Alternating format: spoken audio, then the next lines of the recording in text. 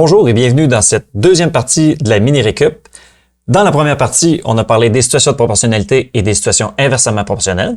Et là, c'est la suite. Donc, on va parler des suites et en particulier des suites arithmétiques.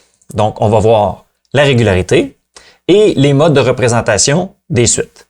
Puis après ça, il va y avoir une quatrième vidéo dans laquelle on va parler de comment trouver un terme manquant dans une suite, comment trouver le rang associé à un terme. Cette vidéo-là s'adresse surtout aux élèves de secondaire 1. Okay? Donc, ça se peut qu'il y ait du vocabulaire que je vais utiliser dans la mini-récup que tu n'as pas encore entendu. Okay? C'est pas grave, ça veut juste dire que ton prof utilise peut-être un synonyme. Donc, à la fin des 4 vidéos, on va parler justement de tout le vocabulaire et des synonymes associés à toutes les situations qu'on va avoir vues dans les 4 vidéos de cette mini-récup. Alors, c'est parti! Alors, on va commencer par définir c'est quoi une suite. Alors, une suite, c'est une liste d'éléments placés dans un certain ordre. Par exemple, si tu décides de placer les élèves de ta classe en ordre de grandeur, à ce moment-là, ce serait une suite de personnes. Bon, nous, on va plutôt s'intéresser évidemment aux suites de nombres. Voici quelques exemples. Alors, la première suite, c'est une suite croissante. On pourrait même que c'est la suite des nombres naturels. La deuxième suite, c'est une suite alternée. Okay? Parce qu'on passe de plus 4 à moins 4, puis à plus 4, et ainsi de suite. La suite 3, on pourrait appeler ça une suite constante, parce que, en fait, on répète toujours le même terme. Dans la quatrième suite, cette fois-ci, on a des bonds en fait, c'est une suite décroissante, parce qu'on fait des bonds de moins 3. Dans la suite numéro 5, on a une suite qui est croissante, mais qui croît de plus en plus rapidement. Si on regarde, on fait un bond de plus 2, puis ensuite un bond de plus 3, ensuite un bond de plus 4. Dans la sixième suite, on a aussi une suite qui est croissante, mais celle-ci, c'est une suite exponentielle.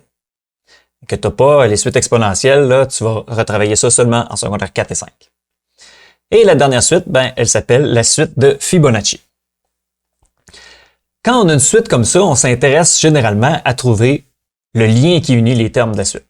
Puis dans le fond, on se pose la question comment on fait pour trouver le terme suivant. Alors, le lien qui unit les termes dans une suite, ça s'appelle la régularité. Donc, on va trouver les régularités des 7 suites qu'on a. On en a déjà parlé un petit peu au fur et à mesure. Donc, ici, qu'est-ce qu'on fait pour passer d'un terme à un autre? On fait tout simplement des bonds de plus 1. Donc, la régularité est de plus 1.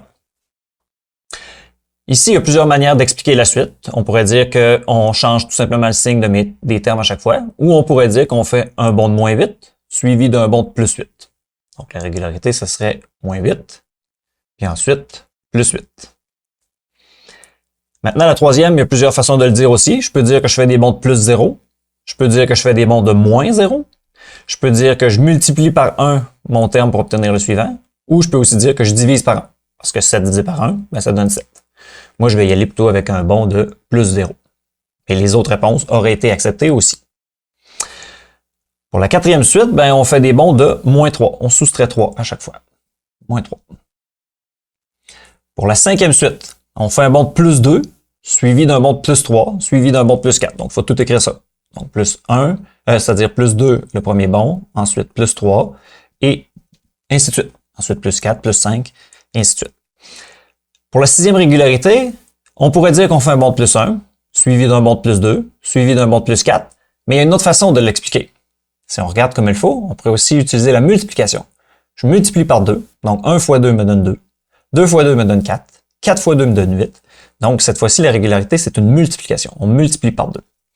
Donc, c'est ça. La régularité, c'est pas obligé d'être des additions ou des soustractions. Ça peut être aussi des multiplications. Maintenant, pour la septième, c'est quoi la régularité dans cette suite-là? Si on prend le temps de regarder, on remarque que le 2 qui est là, c'est la somme des deux termes précédents. Le 3, c'est la somme des deux termes précédents. Donc, c'est comme ça que la suite de Fibonacci se construit. Quand on veut avoir un terme, on additionne les deux termes qui le précèdent dans la suite. Donc là, je ne l'écrirai pas, mais c'est ce qu'il faudrait écrire. Donc, la régularité de celui-là, c'est pour avoir un terme, on additionne les deux termes qui le précèdent. Donc, une régularité, dans le fond, ça peut être toutes sortes de choses. Ça peut être des additions, ça peut être des soustractions, ça peut être des multiplications et des divisions, puis ça peut être toutes sortes d'autres descriptions aussi qui permettent d'obtenir les termes suivants. Maintenant, on va aller un petit peu plus loin en parlant des suites arithmétiques. Donc, si la régularité est un bond régulier, donc obtenu par une addition ou une soustraction, on dit que la suite est une suite arithmétique, puis à ce moment-là, la régularité se nomme la raison. OK? J'ai une question pour voir si tu as compris ce que je viens de dire. Parmi ces 7 suites, lesquelles sont des suites arithmétiques? Alors, la suite 1 seulement, les suites 1 et 4, les suites 1, 3 et 4, ou les suites 1, 3, 4 et 6. La bonne réponse, c'est C, les suites 1, 3 et 4. Alors, on va les voir une par une. Alors, la première, la régularité, c'est une addition. Parfait, ça, c'en est une, c'est une suite arithmétique. Pour la deuxième, la régularité change. Donc, des fois, c'est moins 8, des fois, c'est plus 8. Dans ce temps-là, c'est pas une suite arithmétique. Pour la troisième, quand c'est une régularité de plus 0, bon, c'est un cas particulier, mais c'est des bons réguliers quand même. Donc, c'est une suite arithmétique. Pour la quatrième suite, ben, c'est des bons de moins 3. Donc, c'est toujours le même bon. Ça, c'est correct. Ça en est une suite arithmétique, elle aussi. Pour la cinquième suite, on fait des bons de plus en plus gros. Donc, dans ce temps-là, c'est pas une suite arithmétique. Même chose pour la 6. Donc, même si c'est une multiplication, puis c'est un seul lien qui est facile à comprendre, si c'est pas une addition ou une soustraction, c'est pas une suite arithmétique. Et finalement, le deuxième, qui était un cas spécial où on additionne les termes précédents pour obtenir le terme d'après, ben, c'est pas une suite arithmétique, ça non plus, parce que les bons sont de plus en plus gros. Puis là, on remarque dans le fond qu'il y a trois types de suites arithmétiques. Soit que c'est des bons qu'on obtient par une addition, donc on appelle ça une suite arithmétique croissante, quand la raison est une addition. On peut avoir des suites arithmétiques décroissantes, comme celle-ci, quand la raison est une soustraction. Et puis finalement, il y a des suites arithmétiques constantes, donc c'est toujours le même terme qui se répète, quand on additionne 0 ou on soustrait 0. Alors ça fait le tour pour le concept de raison et de suite arithmétique. Alors, on peut représenter des suites arithmétiques de plein de façons différentes. Donc, on peut avoir une mise en situation ou une description verbale, une suite de dessins, une énumération, une table de valeurs, un graphique ou une règle. Donc, on va faire le tour de tout ça ensemble.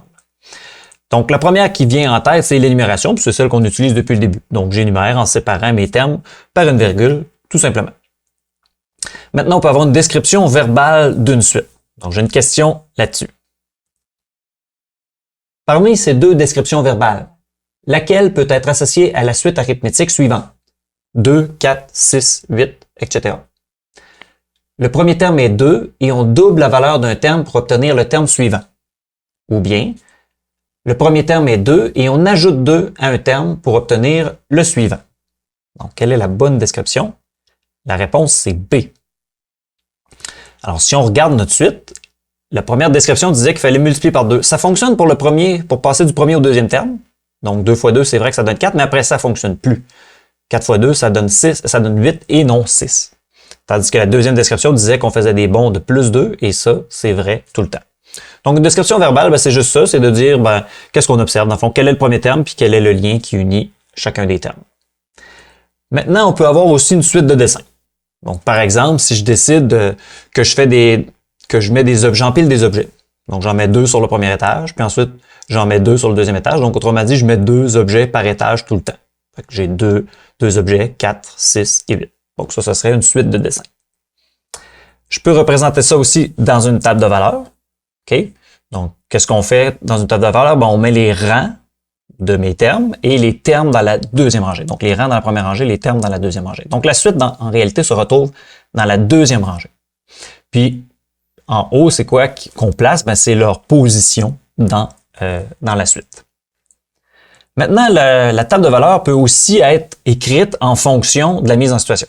Donc, tantôt, j'ai parlé du nombre d'étages. Donc, si j'ai un étage, 2 étages, une suite de 3 étages empilés d'objets et ensuite 4, ben, mon rang va être le nombre d'étages, puis le nombre d'objets qu'on retrouve dans mes dessins, ben, va se retrouver, ça correspond au terme de la suite. Maintenant, si j'ai une autre mise en situation, qui est en lien avec l'Halloween. Donc, à l'Halloween, tu visites des maisons pour ramasser des bonbons, et puis là, tu prends ça en note. Alors, après avoir visité une maison, tu as accumulé 2 bonbons dans ton sac d'Halloween. Après avoir visité 2 maisons, tu es rendu à 4. Après 3 maisons, tu es rendu à 6. Donc, autrement dit, à chaque fois que tu visites une maison, on te donne 2 bonbons. Donc, tu as toujours 2 bonbons de plus à chaque fois. Donc, ici, ça serait une table de valeurs qui serait associée à cette mise en situation-là. Maintenant, on peut faire un graphique. Alors, pour le graphique, probablement que tu en as déjà fait. On n'oublie pas que la première rangée de la table de valeurs va avec la première, ou en fait, va avec l'axe horizontal de la table du graphique, c'est-à-dire, donc le nombre de maisons visitées. Et le nombre de bonbons accumulés, donc la deuxième rangée, nous permet d'identifier l'axe DY, l'axe vertical du plan cartésien. Puis après ça, je fais quoi? Donc, si j'ai visité une maison, j'ai 2 bonbons. Alors, une maison. Alors, je me place à 1 sur l'axe DX Puis, qu'est-ce que je fais? Ben, je monte à 2 pour indiquer que j'ai obtenu 2 bonbons. Après ça, donc chaque couple, donc le couple 2-4, ben, va me donner 1 point. Donc, je me place à 2 et je monte jusqu'à 4. Je monte ou je descends. Là. Si c'était négatif, on pourrait aussi descendre. Mais dans ce cas-ci, ben là, j'ai 4 bonbons. Ensuite, quand j'en ai 3, 3 maisons de visiter, j'ai 6 bonbons d'accumuler, donc je monte jusqu'à 6. Et voilà. Il va rester à parler de la règle. Mais pour ce qui est du graphique, j'ai pas tout à fait terminé.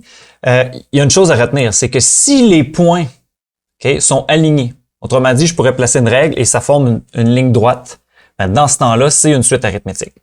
Si ça forme plutôt une courbe, ben à ce moment-là, c'est un indice que c'est pas une suite arithmétique. C'est ce qui conclut cette vidéo sur les suites arithmétiques. Donc, on se rappelle que pour avoir une suite arithmétique, on doit avoir des bons réguliers. On a vu les principaux modes de représentation des suites arithmétiques. Il nous en reste un à voir, qui est la règle. Donc, je t'invite à continuer vers la dernière vidéo qui porte là-dessus.